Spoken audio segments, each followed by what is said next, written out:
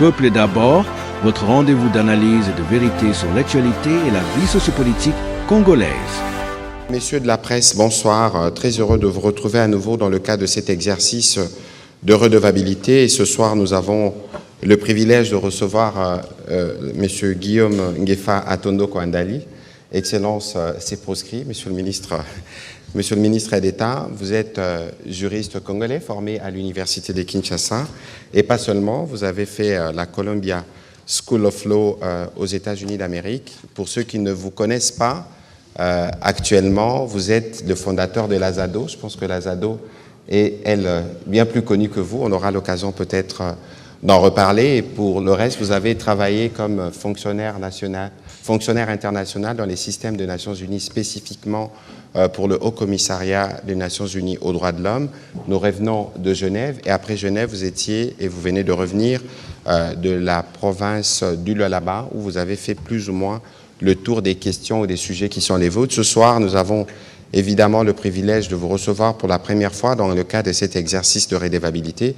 On aura l'occasion non pas seulement de faire le point de vos priorités en tant que ministre d'État, ministre de la Justice, mais nous pourrons revenir sur les éléments saillants, notamment dans le cadre du front judiciaire, parce que comme nous aimons à le dire ici, dans les cadres de notre stratégie pour mettre fin à cette agression dans l'Est de la République démocratique du Congo, nous avons plusieurs fronts. Et le front judiciaire a un nouveau commandant second, pour ne pas dire, c'est lui qui va principalement seconder le président de la République et la première ministre dans les traitements de ces sujets. Et donc ce soir, nous aurons l'occasion de vous entendre pour la première fois sur ce que sont vos priorités qui s'inscrivent évidemment dans le cadre du programme du gouvernement et des lignes directrices tracées par le président de la République. Nous pourrons évidemment revenir sur quelques sujets d'actualité parce que les journalistes sont bien curieux et surtout vous aurez l'occasion de nous dire quelques mots sur ce qui se passe dans l'Est de la République démocratique du Congo, vous-même comme un expert en droits de l'homme, mais aussi comme cette fois-ci ministre de la Justice, y compris des actions à envisager pour être sûr que ceux qui gouvernent par crime et qui tuent tous les jours répondent de leurs actes. Monsieur le ministre d'État, bonsoir. Bonsoir. Vous revenez fraîchement du Lualaba, vous étiez à Lubumbashi avant. Est-ce que vous pouvez nous dire brièvement en quoi consistait votre séjour avant que nous ne puissions plonger dans les priorités de votre action à la tête du ministère de la Justice? Merci, Monsieur le ministre de la Communication. C'est vrai que c'est la première fois que je m'adresse à nos compatriotes à travers la télévision nationale en tant que ministre d'État, ministre de la Justice. Permettez-moi d'abord de remercier le président de la République et les premiers ministres pour m'avoir fait la confiance de diriger l'un des secteurs le plus important, le plus délicat de la nation. Et comme vous le savez, on dit toujours que la justice élève la nation et c'est important qu'à travers ces mandats, nous puissions nous assurer que la justice est proche de la population. Donc, comme vous le savez, mon style va être celui d'être un ministre de la justice de la périphérie, qui doit faire en sorte que la justice soit proche de la population.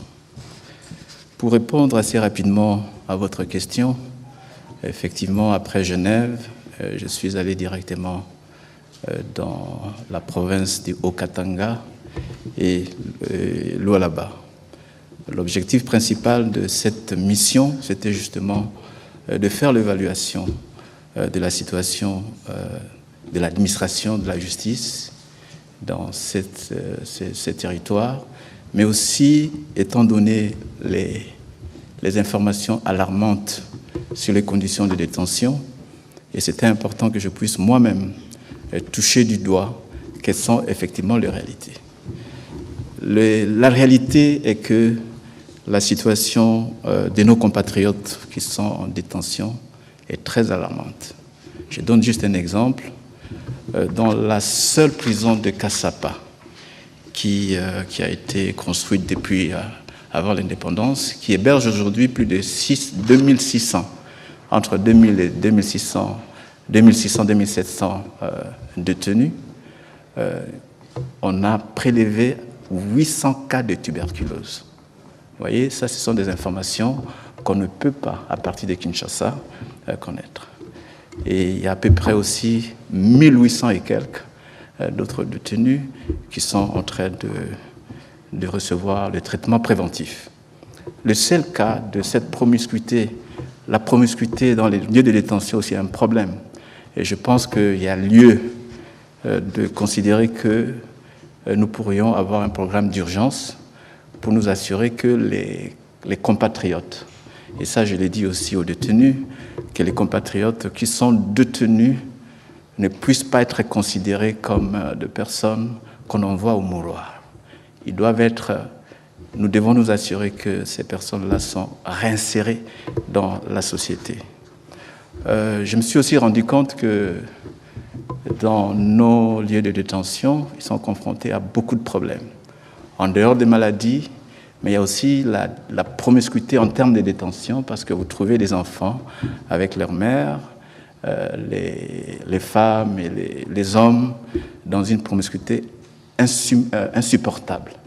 Et ça nécessite que nous puissions avoir un programme d'urgence pour adresser cette question et penser à reconstruire les détenus.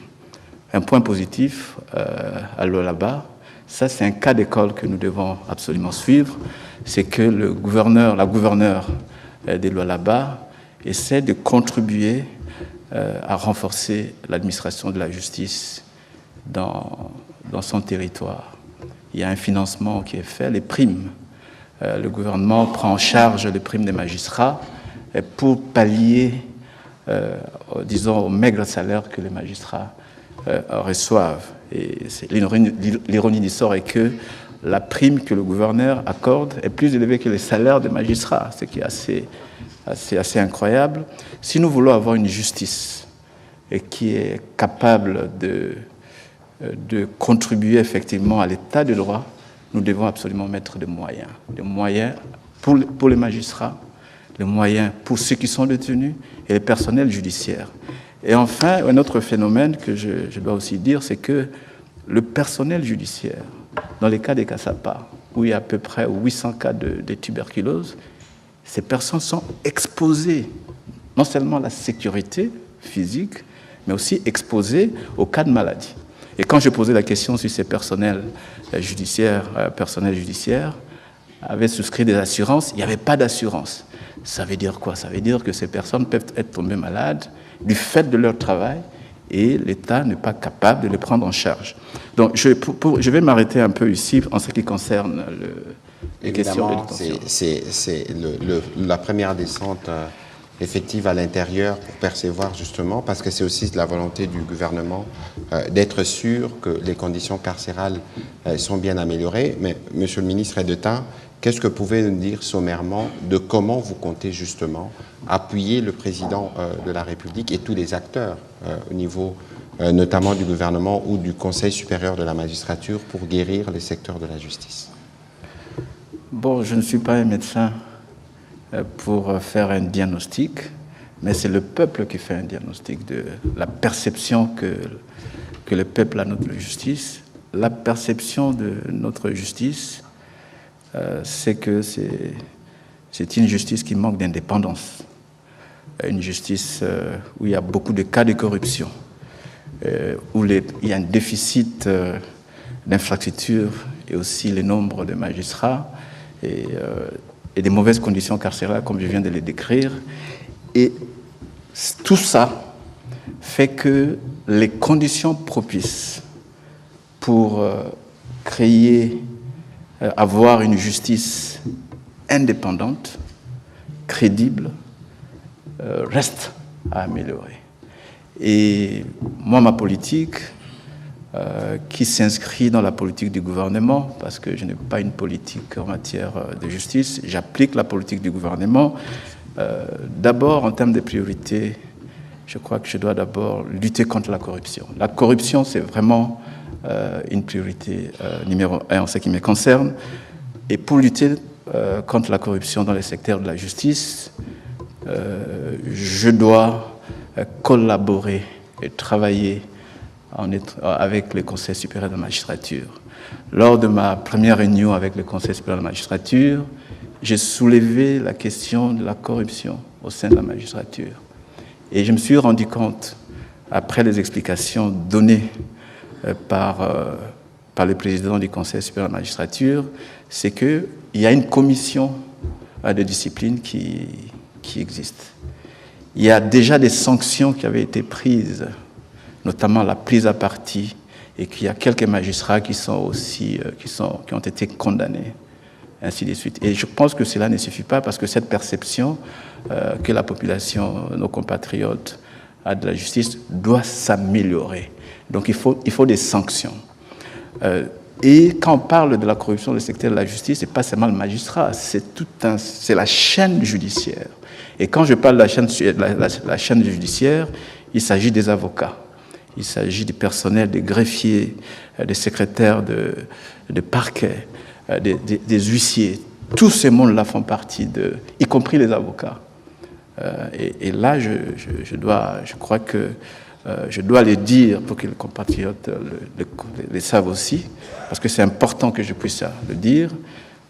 En matière de contentieux, vous savez, l'État est victime d'une mafia bien organisée. Vous voyez, les avocats qui représentent la République, parce que comme vous savez, s'arrangent avec les avocats des partis adverses pour faire condamner l'État à payer des sommes qui valent jusqu'à des millions de dollars. Et j'ai décidé, la première chose que je vais faire, c'est aussi mettre de l'ordre pour les avocats de la République. Le processus va être transparent pour que les avocats de la République, ceux qui vont représenter la République, puissent venir des cabinets où il y a l'éthique. Ça, c'est la première chose. La deuxième chose, que les avocats qui vont représenter la République doivent avoir la compétence dans le domaine où ils vont représenter la République. Et enfin, bien sûr, puisqu'il s'agit aussi des cas de corruption, nous n'hésiterons pas à référer ces cas de corruption, de mauvaise conduite au barreau, parce que le barreau a des commissions de discipline, etc. Ça, c'est quelque chose d'important qu'il faut le dire. La deuxième priorité pour nous, c'est le renforcement de l'état de droit, comme vous savez, contre les déserts judiciaires. Nous allons préparer en collaboration